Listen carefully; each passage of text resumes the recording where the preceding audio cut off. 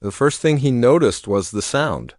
Not the creak of the old wooden boards or the wind brushing against the porch, but the steady rhythm of scrubbing, slow, tired, and stubborn. It was the kind of sound that didn't belong in a place like this at sunrise. He paused at the doorway, one hand resting against the frame, eyes narrowing as the scene settled before him. The ranch house stood quiet, just as he had left it the evening before. The dust still clung to the corners, boots still lined the wall, and the coat rack leaned slightly like it always did. But right there, in the middle of the floor, was something new. A young woman knelt beside a wooden bucket, sleeves rolled up past her elbows, her dress already damp from the work. She moved with purpose, scrubbing the worn planks as if she had something to prove. Her head was lowered, strands of hair slipping loose and sticking to her face, but she didn't stop. For a moment he said nothing. The early light from the open door stretched across the room, catching the water pooling beneath her hands. It reflected just enough to make the whole thing feel unreal. He finally stepped inside, boots heavy against the floor. She flinched slightly at the sound, but didn't look up. "Stop," he said, his voice firm but not harsh. Her hand slowed, then stilled. Still, she didn't raise her eyes. "You're not my servant." The words hung in the air, simple yet heavy. Outside, the wind carried across the open land, brushing through the dry grass and distant hills. Inside, everything felt tight, like the walls were listening.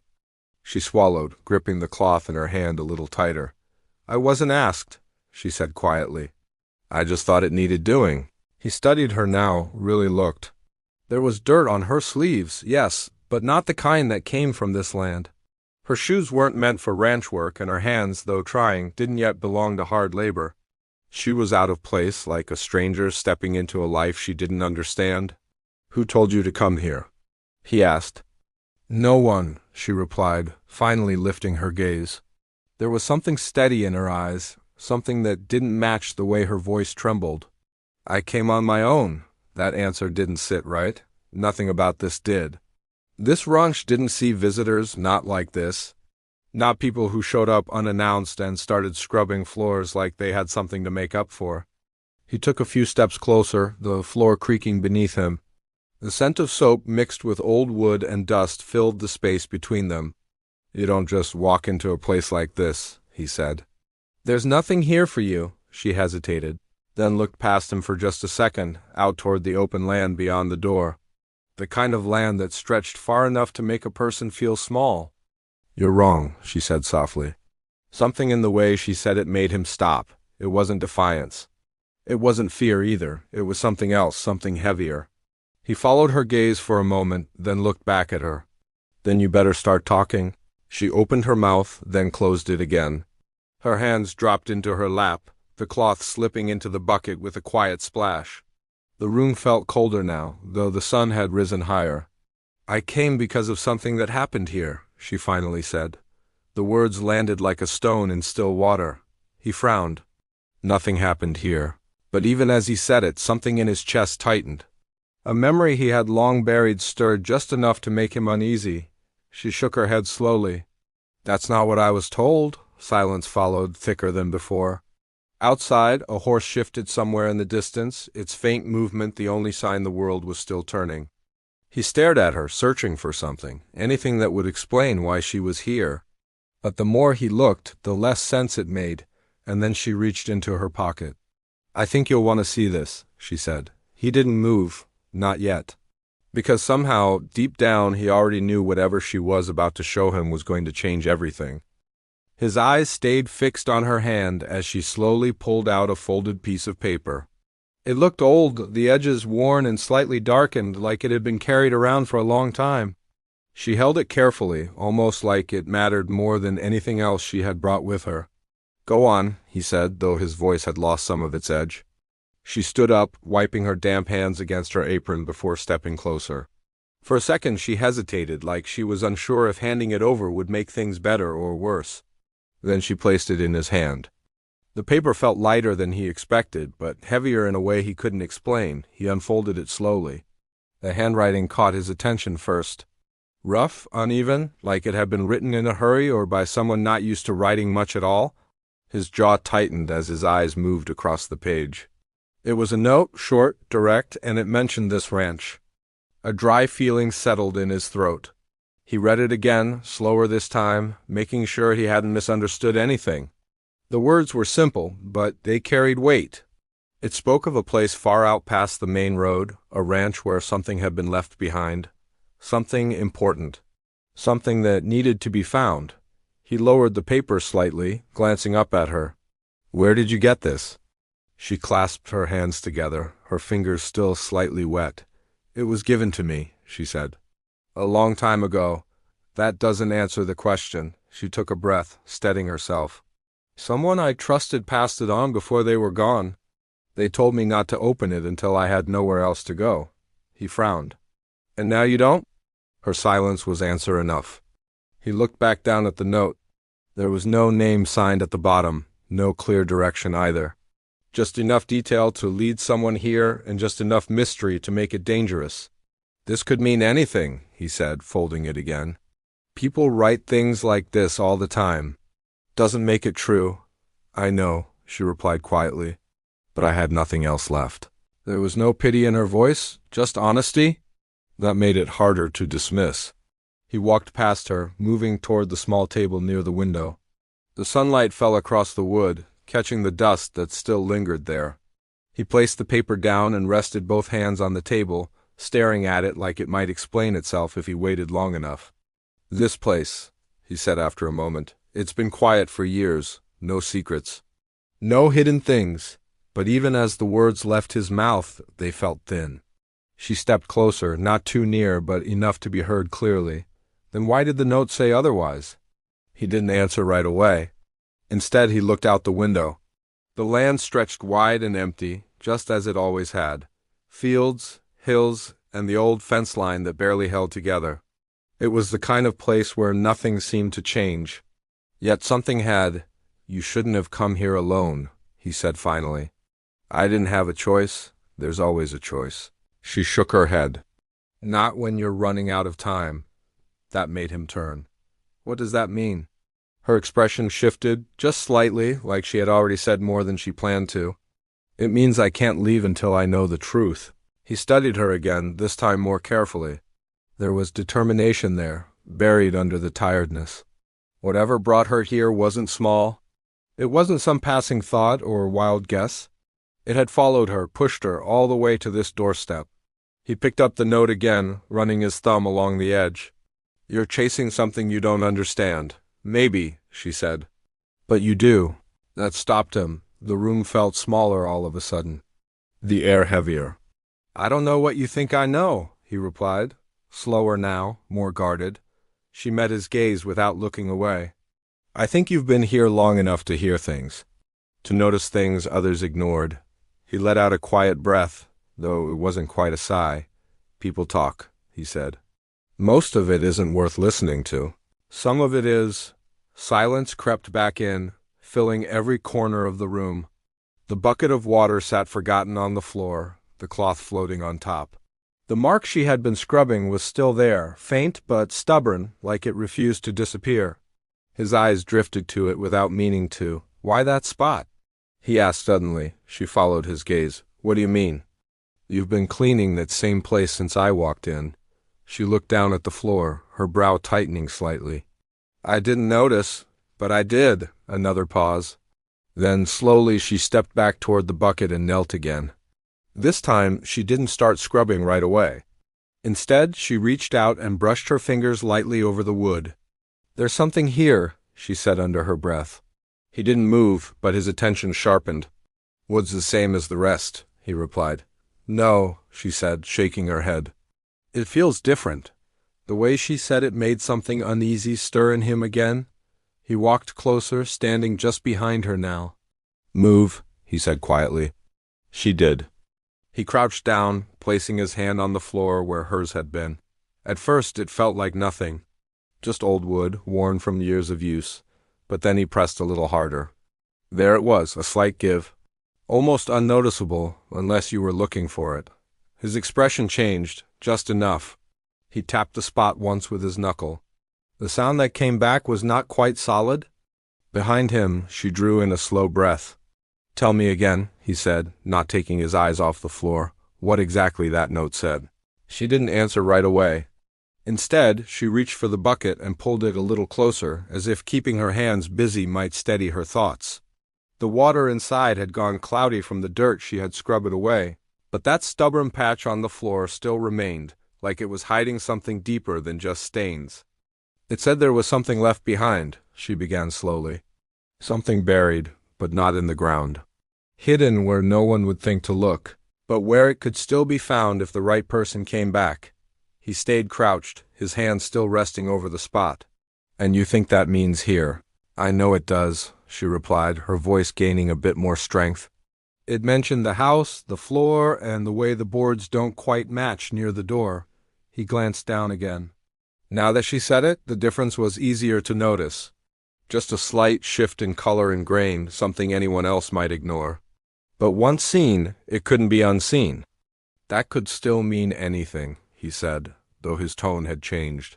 It wasn't dismissive anymore. It was cautious. She stood up again, brushing her hands together. Then why does it feel like you already believe me? He didn't respond to that. Instead, he pressed harder against the wood, testing it again. The faint give was still there, just enough to make his thoughts uneasy. This house was built long before I came here, he said. Passed down, sold, left empty more than once. If something was hidden, it wasn't done recently. That's what I was told, she said. He looked up at her. By who? Her lips pressed together for a moment. Someone who used to work this land? His eyes narrowed slightly. That narrows it down to half the county. He wasn't from around here originally, she added. Came years ago, stayed for a while, then left suddenly. That stirred something faint in his memory. Not clear, not complete, but enough to make him uncomfortable. There were a lot of men passing through back then, he said carefully. Most didn't leave much behind. This one did, she insisted. He stood up slowly, brushing dust from his hands. And what makes you so sure you can trust what he told you? She met his gaze without hesitation. Because he had no reason to lie at the end? The way she said it made the room feel quieter again? He turned away, pacing a few steps across the wooden floor. Each step echoed slightly, reminding him just how old this place really was. Outside, the wind had picked up a little, rattling something loose on the porch. You're asking me to believe there's something hidden under my own floor that I never noticed, he said. I'm asking you to help me find out if it's true, she corrected. He stopped near the window again, staring out at the wide stretch of land. For years, everything here had been simple. Work, routine, silence, no surprises. No questions that didn't have clear answers. Now that was changing. If there is something there, he said slowly, it might not be something you want to find. She stepped closer, her expression firm. I didn't come this far to turn back because of that. He let out a quiet breath, then looked back at the floor. That same spot seemed to pull his attention like it was waiting. There's another problem, he added. What? This land doesn't just belong to me, she frowned slightly. What do you mean? There are others who keep an eye on it, he said. People who care about what happens here, even if they're not around every day. Her posture stiffened just a little. And they wouldn't like us digging around. They wouldn't like strangers showing up unannounced either, he replied. That thought settled heavily between them. So we don't tell them, she said quietly. He gave a short, humorless look. You think secrets stay hidden out here? Word travels faster than wind across open land. She glanced toward the door as if expecting someone to appear at any moment. Then we don't waste time. He followed her gaze, then looked back down at the floor once more. For a long moment, neither of them spoke. Then he moved. He walked to the corner of the room where a few tools leaned against the wall. Old, worn, but still useful. He picked up a small pry bar, weighing it in his hand. You're sure about this? He asked without turning. I am, he nodded once, more to himself than to her, and stepped back toward the spot. As he knelt down again, the air in the room seemed to tighten, like something unseen was watching, waiting for what came next. He slid the edge of the tool between the boards, testing the gap carefully. The wood creaked under the pressure. Behind him, she held her breath. And just as the board began to shift slightly, a sharp sound echoed from outside, not the wind. Not an animal? Footsteps? The sound came again, closer this time, steady and unmistakable against the wooden porch outside. He froze, the pry bar still wedged between the floorboards. The faint creak of shifting wood stopped as if the house itself was holding its breath. She turned toward the door, her eyes wide but steady. "Someone's here, I know," he replied under his breath. The ranch had always been quiet at this hour. No visitors, no passing riders, nothing but wind and distant cattle. Whoever was outside had come with purpose, and that alone was enough to raise concern. He slowly pulled the pry bar back and set it down without making a sound. The board settled back into place, hiding whatever secret lay beneath. For now, it would have to wait. "Don't say anything," he murmured. She nodded. The footsteps stopped right outside the door. A shadow moved across the floor, stretching long in the morning light. Then came a firm knock, not loud, but certain. He straightened up and walked toward the door, each step measured. His hand hovered near the frame for a moment before he pushed it open wider. A man stood there, dust on his boots and a watchful look in his eyes. He glanced past him briefly, taking in the inside of the house, then looked back again. "Didn't expect to see you back so early," the man said. "I could say the same," he replied evenly. The man's gaze shifted again, landing on her. She stood still, hands at her sides, trying not to draw attention, but there was no hiding her presence. "Looks like you've got company," the man added. "Just passing through," he said quickly. The man didn't look convinced. "Passing through folks don't usually start cleaning someone else's floor?" A quiet tension filled the space between them. She stepped forward then, her voice calm despite the situation. "I asked if I could help," she said. "Seemed fair, considering I'm staying a short while." The man studied her carefully, like he was trying to read more than just her words. "And where exactly are you from?" "Far enough," she replied. That seemed to amuse him slightly, though his eyes stayed sharp. "People don't come out here without a reason." Before she could answer, he stepped in, placing himself just enough between them to shift the focus. "What brings you here?" he asked. The man leaned one shoulder against the doorframe. "Just checking in, heard something about movement out this way. Thought I'd take a look myself." His words sounded casual, but there was something underneath them. Something that suggested he already knew more than he was letting on. "There's nothing unusual here," he said. The man's gaze drifted down briefly, toward the floor, then back up again. It was only a second, but it didn't go unnoticed.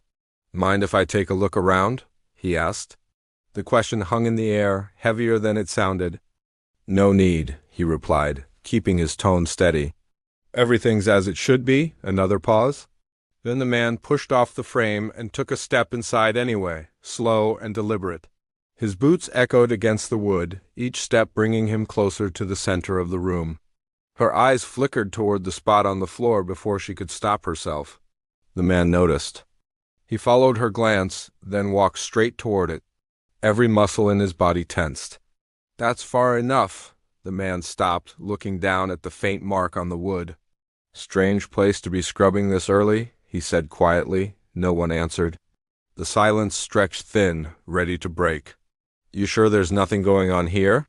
the man asked again, his voice lower now. He stepped forward, just enough to stand between him and the floor. "I'm sure." For a moment, it seemed like that might be enough. The man held his gaze, weighing something unseen. Then his eyes shifted again, this time catching the edge of the bucket, the damp cloth, the disturbed dust around the boards. A knowing look crossed his face.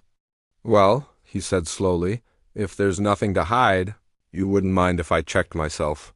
Her breath caught softly behind him. The room felt smaller, tighter, like the walls were closing in. His grip tightened at his side. "I said there's no need." The man tilted his head slightly, not backing down. "And I said I'd like to be sure." The tension between them sharpened, like a line pulled too tight. Behind him, she took a small step back, her eyes moving between both men. The secret beneath the floor suddenly felt closer than ever, pressing up against the surface, waiting to be uncovered. And now, it wasn't just theirs anymore. The man took another step forward, right toward the hidden spot. He stepped forward before the man could take another move. "That's enough," he said, his voice firm in a way it hadn't been before. The man paused, studying him carefully. Something shifted in the air, not just tension now, but decision. For a long second, neither of them moved. Then the man gave a small shrug.